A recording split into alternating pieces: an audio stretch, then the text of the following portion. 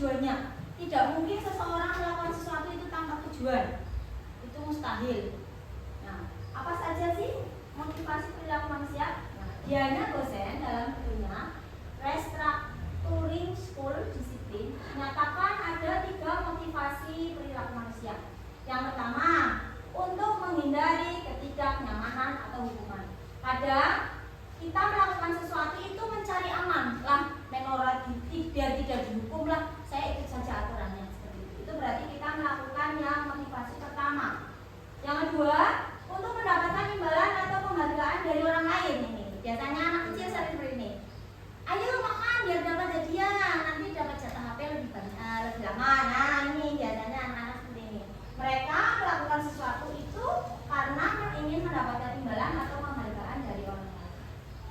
Yang ketiga, untuk menjadi orang yang mereka inginkan dan menghargai diri sendiri dengan nilai-nilai yang mereka percaya. Jadi, poin ketiga ini mereka benar-benar memiliki motif intrinsik dari dalam diri. Contohnya, anak mau makan karena mereka tidak mau mereka lapar. Bukan karena diiming-iming es krim, diiming-iming jajan, diiming-iming HP ataupun yang lain. Ataupun mereka bukan karena aku takut dimarahin ibu lah, aku makan aja, bukan. Tetapi mereka memahami bahwa makan itu adalah kebutuhan.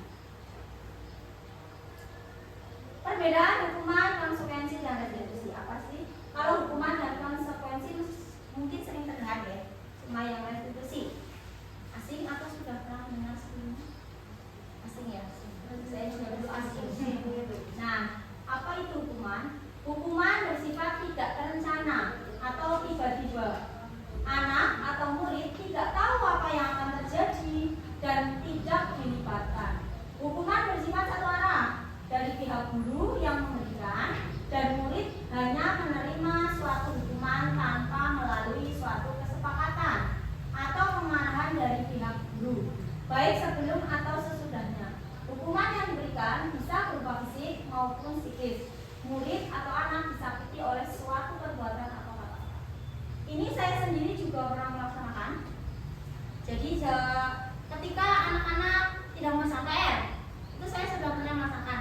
Maju ke depan, angkat kakinya, jaga telinganya, seperti itu ya. Itu juga termasuk hukuman, cuma mungkin dulu saya belum sadar kalau itu bisa baik. Ya, itu adalah sebuah hukuman. Hukuman itu tidak terencana, tidak direncana dari rumah, nanti anak juga tidak tahu akan disuruh apa. Dan juga hukuman ini biasanya lebih ke fisik atau psikis, seperti itu berdiri, hormat di depan bendera, keliling lapangan 10 kali. Kemudian dibilang kamu ini anak seperti ini, seperti itu merupakan hukuman. Kemudian konsekuensi. Beda dengan hukuman, konsekuensi ini sudah terencana atau sudah disepakati sebelumnya, sudah dibahas dan disetujui oleh murid dan guru. Umumnya bentuk-bentuk konsekuensi dibuat oleh pihak guru, sekolah, dan murid sudah mengetahui sebelumnya. Konsekuensi yang akan diterima bila ada pelanggaran. Pada konsekuensi, murid tetap dibuat tidak nyaman untuk jangka waktu yang pendek. Konsekuensi ini diawali dengan kesepakatan. Contoh di kelas, bagaimana jika yang nanti tidak piket, kita beri konsekuensi piket 1 minggu. Ya Bu, setuju. Nah, mereka sudah tahu apa yang akan mereka dapatkan jika mereka tidak piket hari itu. Itu namanya konsekuensi. Jadi antara guru dan murid sudah sama-sama tahu, paham apa sih yang akan kita dapat jika kita melanggarnya. Beda dengan hukuman. Kalau hukuman ini tiba-tiba, tidak direncana. Selanjutnya, restitusi. Ini adalah hal yang baru. Saya juga baru tahu ini di program ini. Restitusi adalah proses menciptakan kondisi bagi murid untuk memperbaiki kesalahan mereka, sehingga mereka bisa kembali pada kelompok mereka dengan karakter yang lebih kuat. Ini menurut dosen tahun 2004. Restitusi juga merupakan proses kolaboratif yang mengajarkan murid untuk mencari solusi untuk masalah mereka dan membantu murid berpikir tentang orang seperti apa yang mereka inginkan dan bagaimana mereka harus memperlakukan orang lain. Jadi seperti ini. Kalau tadi hukuman itu tiba-tiba, sedangkan konsekuensi ini sudah terencana. Kalau restitusi ini anak diberikan pilihan, memilih bagaimana cara mereka memperbaiki dirinya sendiri. diajak menyelesaikan masalah sendiri dan memilih apa yang akan mereka lakukan untuk memperbaiki kesalahannya. Bedanya gimana? Ada yang pertanyakan atau sudah cukup dilanjutkan? Belum ada pertanyaan. Belum. Ya, lanjut. Nanti ada pembahasan lebih lanjut restitusi di belakang. Nah, ini perbedaan hukuman konsekuensi restitusi pada tabel. Kalau hukuman itu lebih cenderung identitas gagal. Jadi membentuk seseorang, jadi orang yang mendapat hukuman dia akan melabeli dirinya bahwa mereka itu gagal, aku orang yang salah, aku orang yang gagal seperti itu. Hukuman sifatnya sesuatu yang menyakitkan, harus terjadi, tidak nyaman untuk murid, anak untuk jangka waktu panjang. Korban mendapatkan keadilan, murid atau anak akan tersakiti. Sedangkan konsekuensi dan restitusi itu maksudnya kepada disiplin dan membuat identitas sukses. Jadi tidak membuat anak menjadi seseorang yang gagal. Konsekuensi sesuatu harus terjadi, restitusi merupakan pilihan. Konsekuensi tidak nyaman untuk murid atau anak untuk jangka waktu pendek, sedangkan restitusi menguatkan untuk murid atau anak dalam jangka waktu panjang. Konsekuensi korban bisa diabaikan, restitusi korban mendapatkan ganti. Konsekuensi murid atau anak dibuat tidak nyaman, restitusi murid atau anak mendapatkan penguatan. Ayo kita diskusikan bersama. Ini ada beberapa tindakan yang dilakukan. Kita diskusikan ini termasuk hukuman atau konsekuensi. Yang pertama, mencatat 100 kali di buku kalimat, di dalam buku kalimat saya tidak akan terlambat lagi karena terlambat sekolah. Kira-kira ini hukuman apa konsekuensi? Hukuman. Hukuman ya. Lari mengelilingi lapangan basket 2 kali karena terlambat dari sekolah. Hukuman. Membersihkan coretan yang dibuat di meja tulis. Hukuman apa konsekuensi? Nah, jadi setelah mencoret-coret kamu kalau sudah coret harus membersihkan. Oh iya.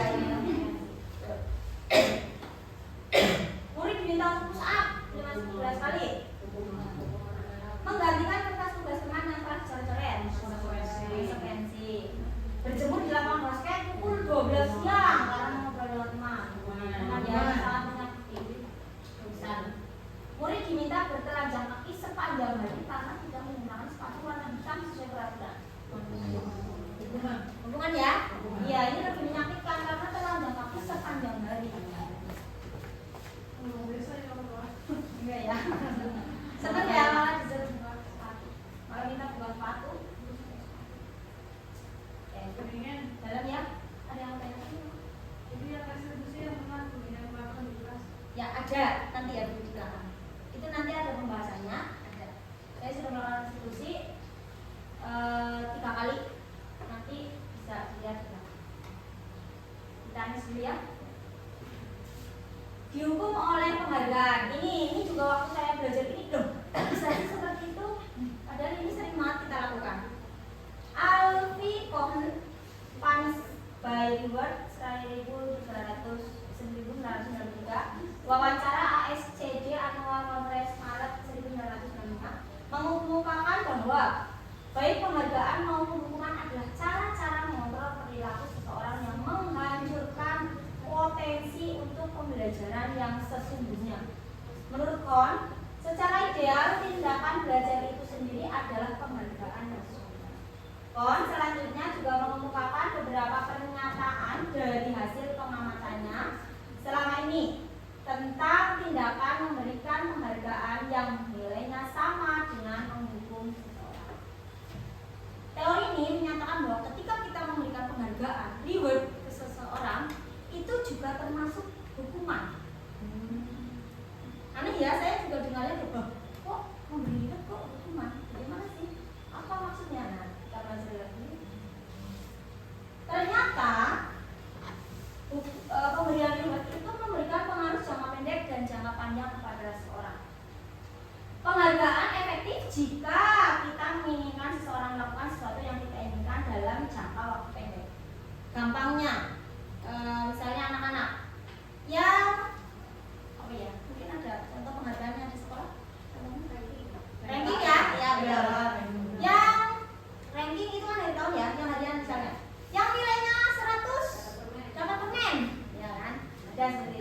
Jika kita menginginkan seseorang itu melakukan sesuatu dalam jangka pendek, itu sangat efektif. Mereka terus berusaha.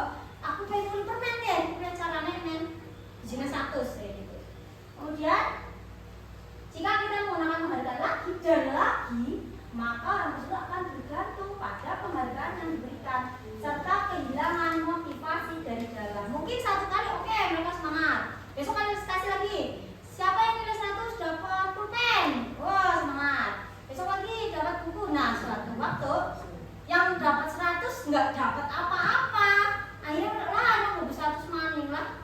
Lewat lalu apa-apa seperti itu kan. Mereka akan down. Nah, nggak dapat hadiah lah. Biasa aja ngerjainnya, nggak dapat hadiah dari guru seperti itu. Ini maksud dari pengaruh jangka panjang reward. Kemudian, jika kita mendapatkan penghargaan untuk melakukan sesuatu yang baik, maka selain kita senantiasa berharap mendapatkan penghargaan tersebut lagi, kita pun menjadi tidak menyadari tindakan baik apa yang kita lakukan. Jadi, yang dipikirkan hanya biar mendapat reward. Amin uli jajan, amin uli pulpen, biar dapat hadiah dari guru. Mereka tidak memikirkan apa yang mereka lakukan. Mereka lebih terfokus kepada hadiah yang akan mereka dapat. Ujian termasuk reward. Nah, ujian juga termasuk. Itu reward dalam bentuk verbal.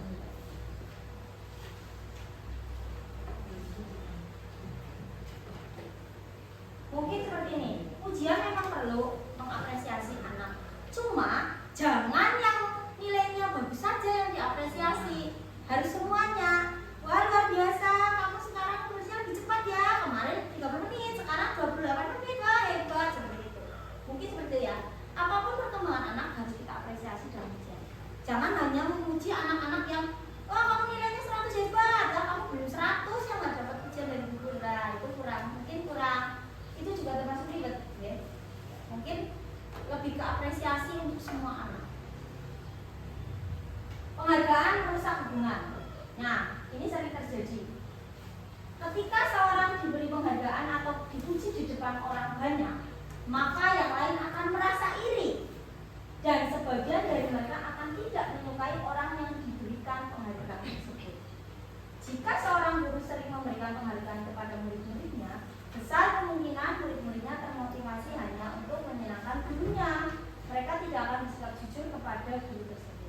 Penghargaan menciptakan persaingan di dalam kelas dan persaingan menciptakan kecemasan. Mereka yang percaya bahwa mereka tidak memiliki kesempatan untuk mendapatkan penghargaan akan berhenti mencoba. Nah, ini saya mendengar cerita ada yang seperti ini dulu. Ada yang cerita bahwa jika dia tidak juara 1 dan temannya yang juara 1, maka dia akan mengajak teman-teman yang lain untuk tidak berteman dengan yang juara 1. Ya, ada ya? Benar. Nah, penghargaan itu merusak hubungan. Iya, begitu. Jadi mereka yang tidak mendapatkan penghargaan, dia itu iri. Akhirnya mengajak teman yang lain. Ataupun mereka yang sudah putus asa, saya tidak bakal jadi juara itu sebisanya. Lah ngarang baik lah, santai baik santuy kerjanya. Lah latihan juga saya nggak mungkin ranking 1 kayak gitu. Lanjut. Penghargaan menghukum. Penghargaan menghukum mereka yang tidak mendapatkan penghargaan. Misalnya dalam sistem ranking, mereka yang mendapatkan ranking kedua akan merasa paling dihukum. Memberikan penghargaan dan hukuman adalah hal yang sama. Mereka karena keduanya mencoba mengendalikan perilaku seseorang. Karena orang pada dasarnya tidak suka dikendalikan. Dalam jangka waktu lama, penghargaan akan melihat sebagai hukuman.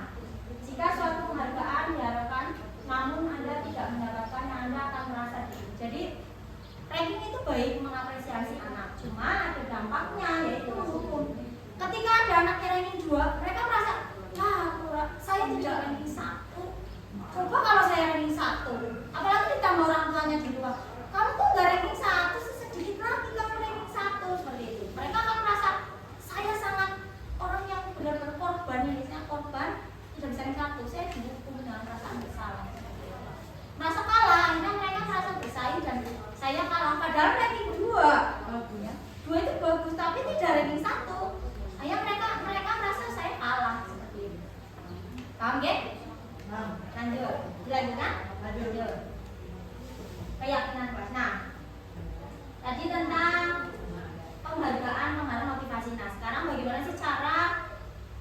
melaksanakan disiplin tanpa tadi hukuman, penghargaan, dan motivasi eksternal lain. Ada cara lain yang diharapkan atau bisa meningkatkan motivasi intrinsik anak untuk menjadi anak yang disiplin, yaitu dengan keyakinan bahwa